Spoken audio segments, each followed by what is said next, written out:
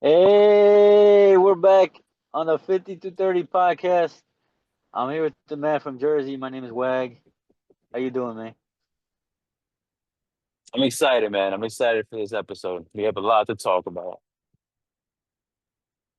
Yeah, I came with my cool guy glasses, cool guy hat, because I'm feeling good after our last video, man. I'm feeling like I could have put a lot of money on the Pacers, so I'm just coming in with the cool glasses and everything. I feel good. How about you? Yeah, man. I mean, yo, yesterday, man, I don't want to jump too ahead, man, but yesterday's game was crazy, man. So, like, me and you said when we finished off the episode yesterday, that all, or I don't know if we said it on the episode or off cam, but we were like, we just want to see a good game, no blowouts.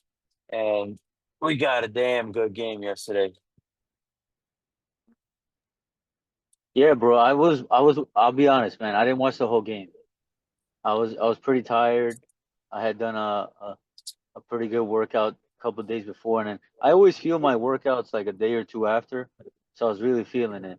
And I watched until like 2 minutes left in the third, and the Pacers were down by like 12, and I was like, all right, it seems like OKC has kept this lead for like a considerable amount of time, like keeping this kind of 10 to 12 point lead, never really getting like into single digits for a while, like since like maybe like the first few minutes of the second quarter, they've kind of kept that lead the whole time.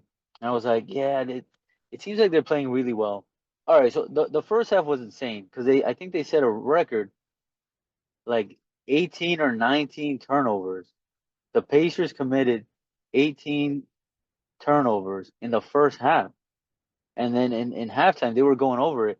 Like on average, every game total, they would have like 12 turnovers. So they were just way over. They were just turning the ball over like crazy.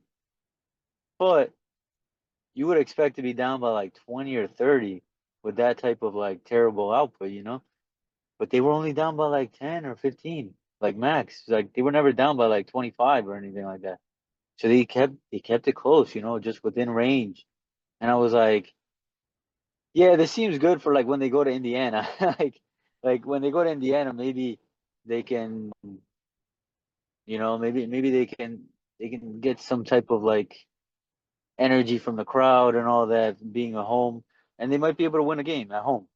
And I was like, man, it looks like the man from Jersey was right.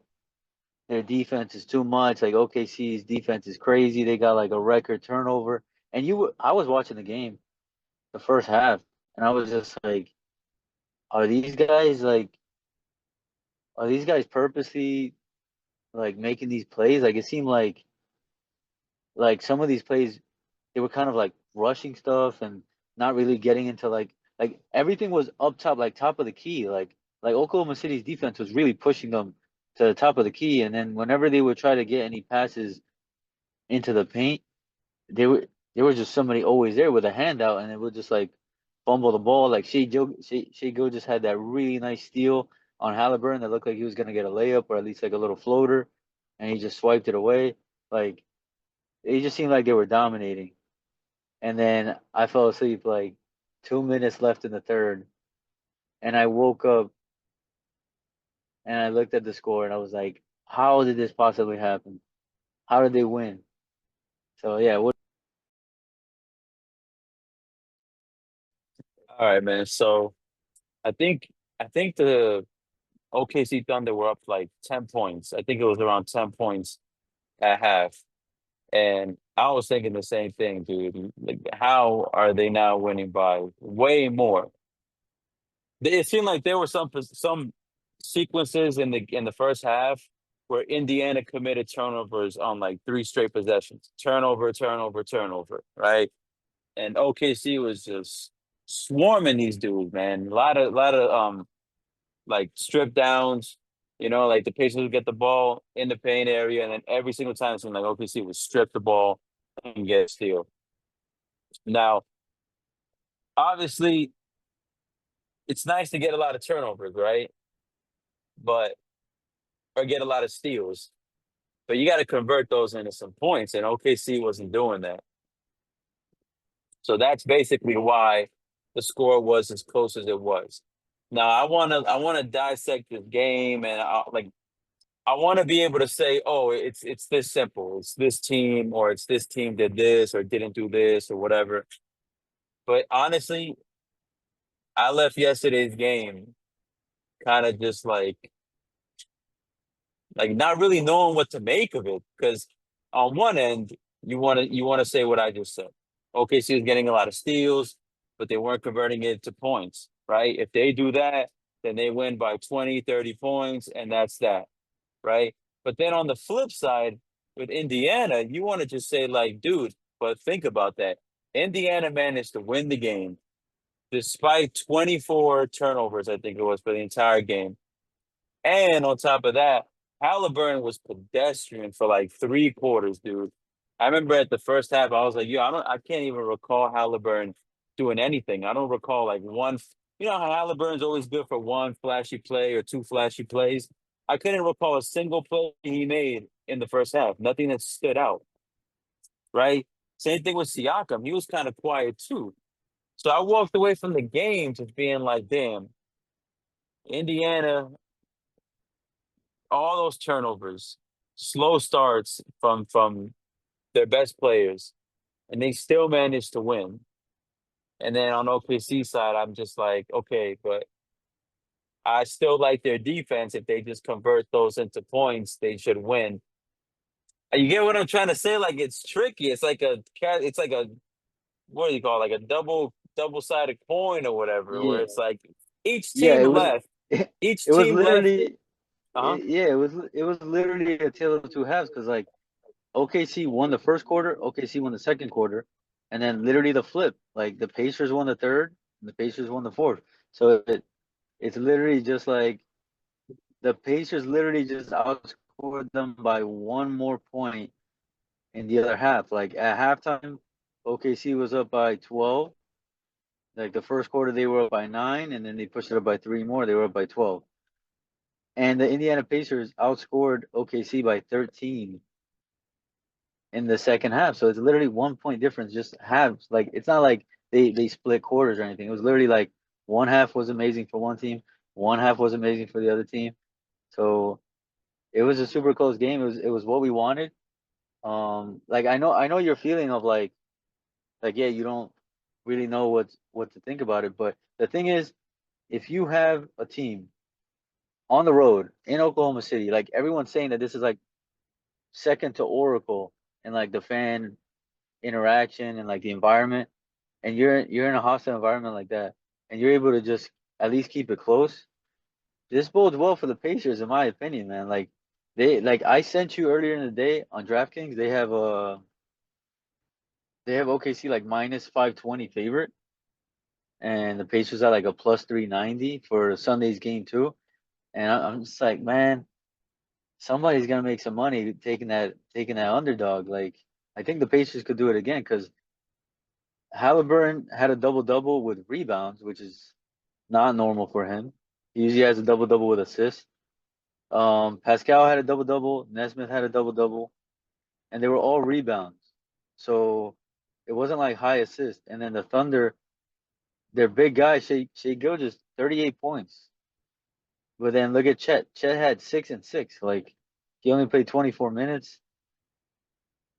I don't know. Like I thought their big advantage would be the bigs, but they didn't really use them. So this is where coaching, like I'm ranting hard. This is where coaching freaking.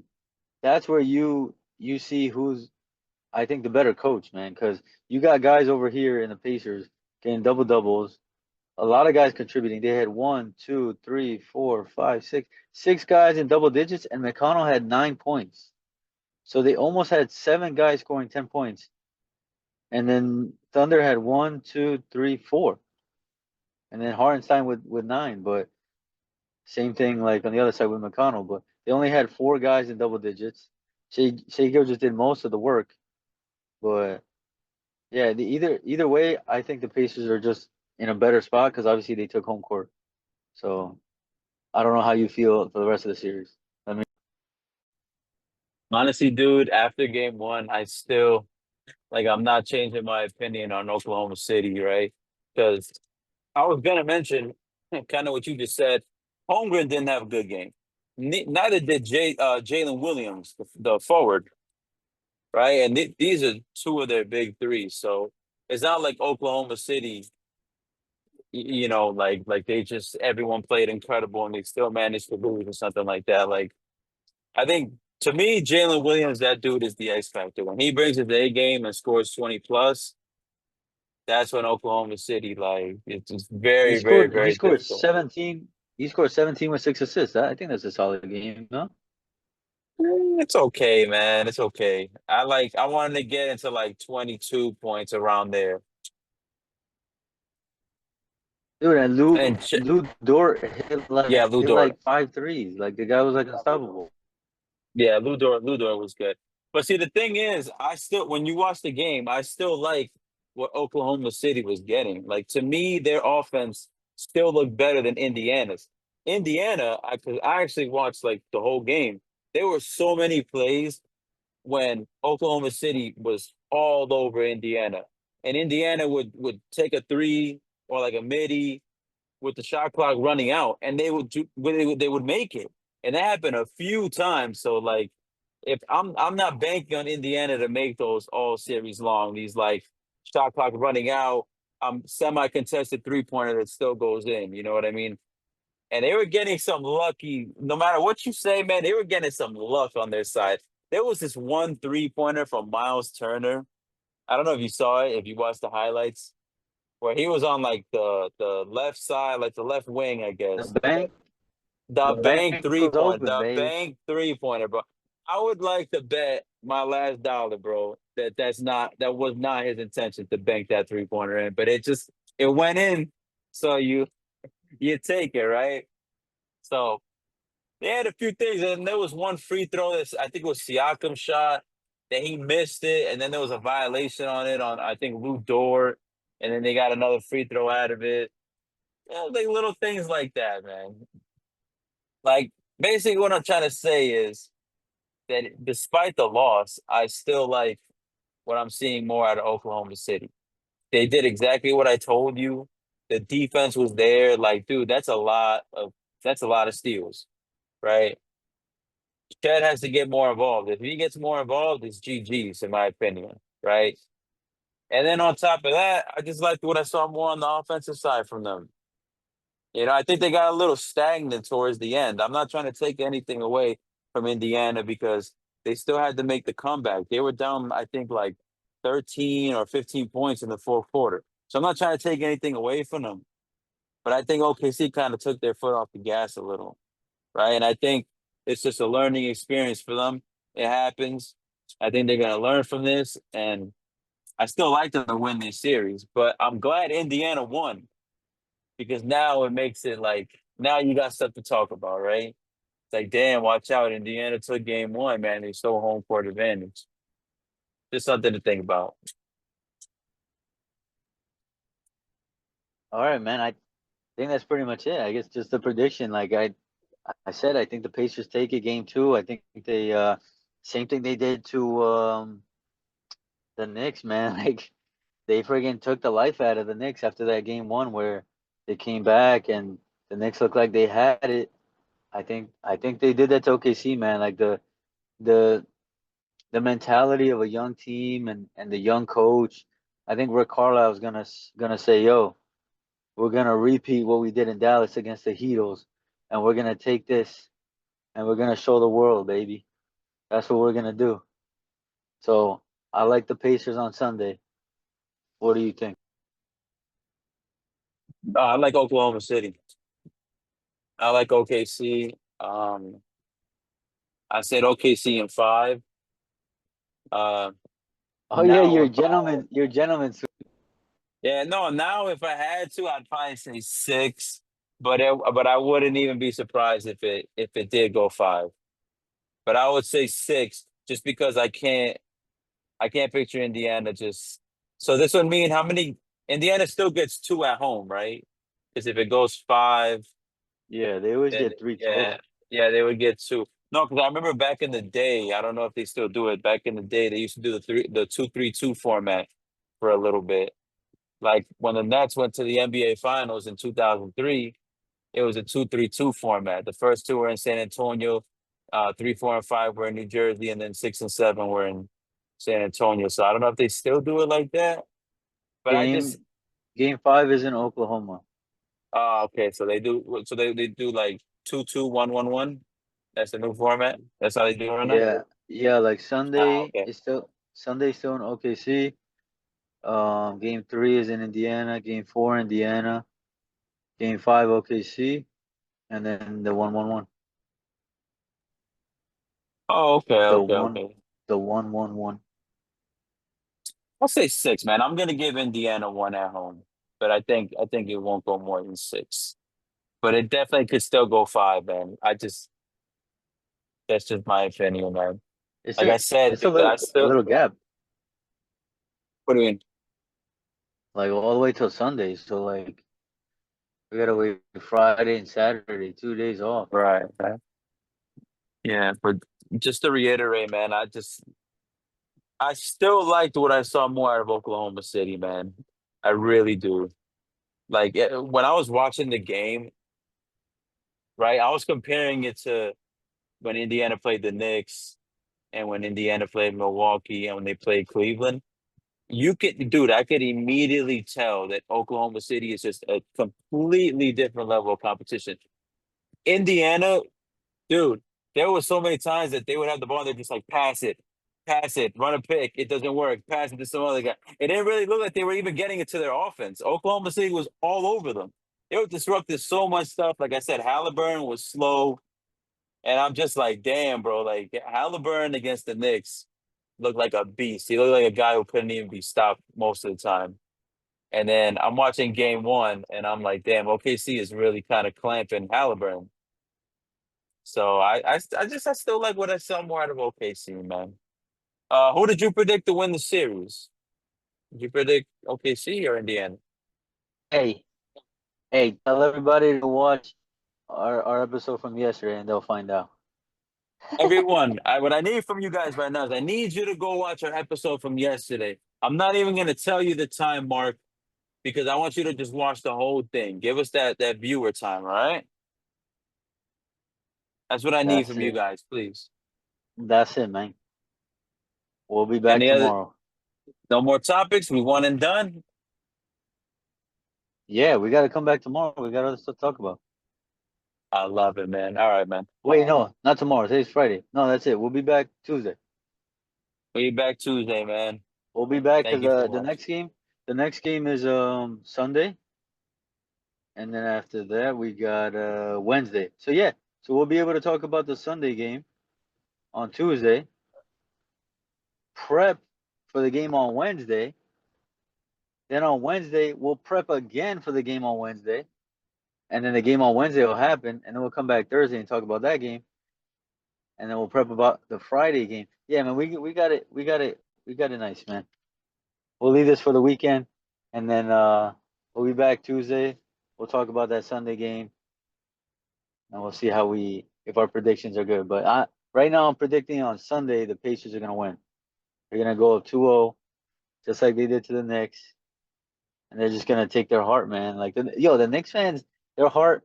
We'll talk about it again, but their heart was just after that game one.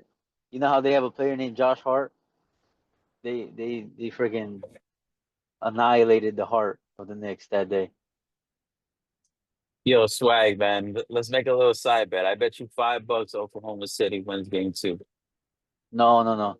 I don't like to bet. I like Nah, to I like to just say stuff. nah, No, because man. I got no doubt in my mind OKC wins game two, man. No doubt. If I have a no sweat bet on one of these I'm not even gonna say I said DraftKings before, but I might do FanDuel. I might do something else, that underdog thing. I don't know. And I might go to whoever gives me a no sweat bet. We'll see who gives me a no sweat bet. And then if I lose, I still get my money back. Sounds good. That's all. If you want financial advice, that's my financial advice, man. Get that no sweat bet, and you just get your money back.